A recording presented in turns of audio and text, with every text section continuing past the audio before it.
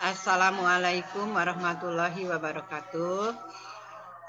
Selamat berjumpa lagi dalam pembelajaran biologi. Kali ini kita akan mempelajari tentang sistem ekskresi. Nah, di sini ada beberapa tentang organ-organ dan fungsi penyusun sistem ekskresi. Dapatkah Anda menyebutkan gambar berikut? Nah, betul. Jadi sistem ekskresi pada manusia itu ada ginjal, hati, paru-paru, dan kulit. Nah, fungsi ekskresi sendiri adalah menurunkan kadar zat produk atau metabolisme yang disebut dengan metabolit dalam tubuh agar tidak menyebabkan akumulasi. Yang kedua, melindungi sel-sel tubuh dari zat yang bersifat racun. Yang berikutnya, menjaga keseimbangan cairan tubuh yang disebut dengan homeostatis. Kemudian juga mempertahankan suhu tubuh. Itu adalah fungsi dari sistem ekskresi pada manusia. Yang pertama akan bahas adalah ginjal. Fungsi dari ginjal pertama mengeluarkan zat sisa organik dan racun. Yang kedua mengatur keseimbangan konsentrasi ion-ion penting dalam tubuh. Yang ketiga mengatur keseimbangan asam basa. Yang keempat menjaga tekanan darah. Yang berikutnya mengatur produksi sel-sel darah merah di dalam sumsum tulang. Kemudian yang berikutnya lagi mengendalikan konsentrasi nutrisi darah dan mengubah vitamin D yang inaktif menjadi aktif. Jadi ini adalah fungsi ginjal. Ada 1, 2, 3, 4, 5, 6, 7 ya. Kemudian yang berikutnya, nah kita lihat apa sih bagian-bagian ginjal. Nah, bagian ginjal ini ada yang disebut lobus ginjal, kemudian hilus, sinus ginjal, parenkim ginjal, dan pelvis renalis. Jaringan penyusun parenkim yaitu korteks bagian luar dan medula bagian dalam. Korteks sendiri tersusun atas nefron, yaitu unit struktural dan fungsional terkecil dari ginjal. Pada nefron terdapat komponen pembuluh aferen, arteri aferen, glomerulus, arteri eferen, dan kapiler peritubuler. Dan komponen tubuler kapsula Bowman, tubulus contortus proximal, lengkung Henle, tubulus contortus distal, dan tubulus collectivus. Kemudian di bagian medulanya terdiri atas massa triangular ya, yang disebut dengan piramida ginjal yang akan menghubungkan dengan saluran pengumpul urin. Nah, itu adalah bagian ginjal. Jadi ada korteks struktural fungsional kecil dari ginjal, yaitu ada nefron, kemudian ada medula ya, bagian dalamnya.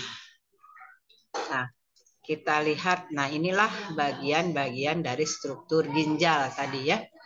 Jadi ini bagian korteks. Nah, bagian korteks. Kemudian bagian korteks ini bagian sebelum bagian-bagian piramida. Bagian korteks ini tadi disebut ada satuan terkecil dari korteks, yaitu yang disebut dengan nefron. Kemudian ada bagian dalamnya itu medula. Kemudian nah ini ada bagian lain, kita lihat dari atas, misalnya paling atas ada pembuluh darah kontortikal, pembuluh darah interglobal, kemudian ada pembuluh darah arkurat, kolik minor, kolik mayor, pelvis, piramida ginjal tadi ini bagian medula. Kemudian ada papila di sini, kolumna renal ini apa namanya? Ruangan daripada ginjal, kemudian dari korteks ya. Nah, ini bagian-bagian daripada ginjal ya. Nah, berikutnya kita lihat tadi di dalam ginjal itu ada korteks, ada satuan terkecil dari fungsional ginjal yang disebut dengan nefron. Struktur nefron ini seperti ini. Ada yang disebut dengan kapsula Bowman. Nah, ini ada kapsula Bowman, di dalamnya ada yang disebut dengan glomerulus. Kemudian ke dalam glomerulus ini ada arteri eferen ya, arteri pembuluh darah ya. Kemudian ada arterial aferen, arteri yang merah ya. Kemudian ada pembuluh kapiler di sini. Ada ini tadi kapsul Bowman, glomerulus. Kemudian di sini ada tubulus proximal. Kemudian ada lengkung Henle yang seperti U ini. Kemudian ada dari lengkung Henle ini ada tubulus contrastus distal dan masuk nanti ke ductus collectivus yang ini akan masuk ke piramida ginjal dan akan mengumpulkan urin ke pelvis. Jadi ini. Jadi ginjal itu seperti ini tadi, kemudian ada bagian korteks ya, bagian luar. Nah, di bagian luar itu ada saluran fungsional terkecil yang disebut nefron. Nah, nefron ini bagian-bagiannya seperti ini ya. Ada glomerulus dan kapsul Bowman, ada tubulus contortus proximal, ada lengkung Henle dan ada tubulus contrastus distal. Kemudian nanti berakhir dengan ductus collectivus. Itu adalah struktur dari ginjal. Nah, ini adalah di glomerulus sendiri. Ini ada seperti ini ya, ada sel-sel juxtaglomerulus, ada saraf ginjal, alapodosit. Jadi ini darah masuk ini, di sini akan disaring, nanti akan dilangsungkan atau diteruskan ke tubulus contrastus proximal. Nah, ini proses pembentukan urin ini ada dua macam. Ada yang disebut dengan filtrasi dan ada reabsorpsi. Filtrasi yaitu proses penyaringan plasma bebas protein melalui kapiler glomerulus ke dalam kapsula Bowman. Jadi cairan yang difiltrasi akan melewati membran glomerulus yang mampu menahan sel darah dan protein plasma serta melewatkan air dan molekul berukuran kecil. Jadi hasil filtrasi glomerulus urin primer ini mengandung air dan zat terlarut seperti glukosa, klorida, natrium dan lain-lain tanpa protein plasma dan elemen selulernya ya. Itu kalau ginjalnya normal. Berikutnya kita itu adalah apa namanya?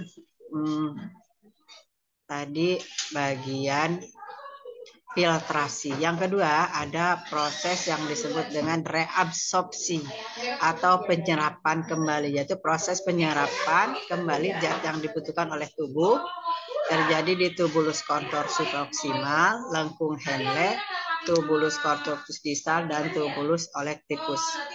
Zat yang diserap masuk ke peritubuler dan dikembalikan ke sistem peredaran darah. Zat yang diabsorpsi yaitu ion natrium, ion klorin, glukosa, air, urea, dan ion anorganik.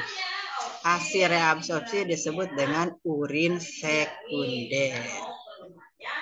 Nah, kemudian yang proses yang ketiga ada yang disebut dengan augmentasi, yaitu transport aktif yang memindahkan zat-zat tertentu dari darah ke dalam urin. Nah, terjadinya ini di contrastus proximal. tubulus contractus distal, dan tubulus collectivus. Zat yang dipindahkan antara lain ion hidrogen, amonia, kreatin, asam hipurat, obat-obatan tertentu, dan zat kimia asing juga ion kalium. Itu diaugmentasi. Jadi saluran pembentukan urin itu seperti ini. Ini terjadi filtrasi di glomerulus ya. Jadi yang di sini yang lolos air dan zat-zat larut. Darah dan protein tidak larut ya. Kemudian zat-zat yang tersebut itu adalah glukosa, asam amino, protein, vitamin, laktat, dan sebagainya. Yang masih berguna nanti akan diserap di tubulus contractus proximal. Nah, kemudian diserap lagi zat-zat ini, kemudian ke sini. Nah, dalam ini dari darah juga dikeluarkan urea, asam urat, kreatin, dan obat-obatan. Nah, kemudian di kelengkung Henle air diserap lagi. Kemudian Na dan Na plus, K plus, Cl juga diserap. Kemudian di sini di tubulus distal Na, Cl, HCl, dan O diserap. Kemudian di darah, dari kapil darah dimasukkan H plus, K plus, dan NH, dan ini akan masuk ke urin yang sebenarnya ya. H2O dan air akan diserap oleh tubuh. Nah, itu adalah jalur pembentukan urin. Nah, penyimpanan sementara urin itu ada dalam kantung kemih ya. Urin dari ductus collectivus ke pelvis renalis, kemudian ke ureter, kemudian ke vesika urinea, kandung kemih ya. Kemudian dinding kandung kemih berlipat-lipat. Kemudian struktur ototnya dapat meregang, meningkatkan kapasitas penyimpanan urin. Keinginan buang air kecil disebabkan isi urin dalam kandung kemih sudah mencapai 170 sampai 230 liter. Urin dari kantung kemih nanti akan keluar ke uretra, kemudian melalui lubang luar dibuang ke luar tubuh. Nah, itu adalah jalur pembentukan urin.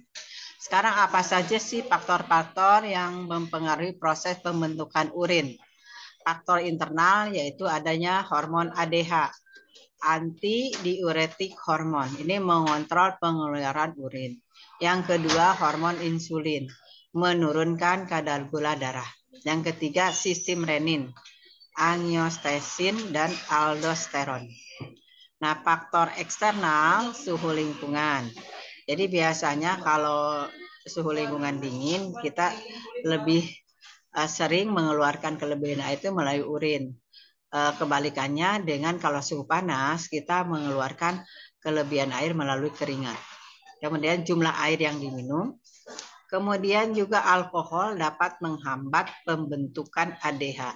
Jadi kalau tidak ada ADH, antidiuretik hormon, berarti dia orang itu akan merasa selalu ingin buang air. Ya. Nah, ini adalah tadi faktor yang mempengaruhi urin. Kemudian berikutnya sifat urin. Volume normal untuk tiap orang itu 800 sampai 2500 ml per hari. Warnanya kuning pucat sampai kuning tua. Berat garisnya 1 sampai 1,35 gram per sentimeter. pH-nya 4,7 sampai 8. Baunya khas amonia karena ada urea. Komposisi urin atau zat buangan nitrogen yaitu urea, asam urat, dan kreatin. Benda keton, asam hiporat, toksin, zat kimia asing, pigmen, enzim, vitamin, hormon, dan elektrolit. Urin tidak normal mengandung albumin. Albumin itu protein, glukosa, sel darah merah, zat kapur, batu ginjal, dan badan keton dengan jumlah berlebihan. Nah, itu adalah tentang sistem ekskresi yang pertama yaitu ginjal ya. untuk lebih memahami tentang ginjal ini, nah kamu juga bisa melengkapi hal-hal informasi tersebut melalui berbagai sumber ya. Demikian tentang ekskresi yang pertama tentang ginjal. Mudah-mudahan ada manfaatnya. Wassalamualaikum warahmatullahi wabarakatuh.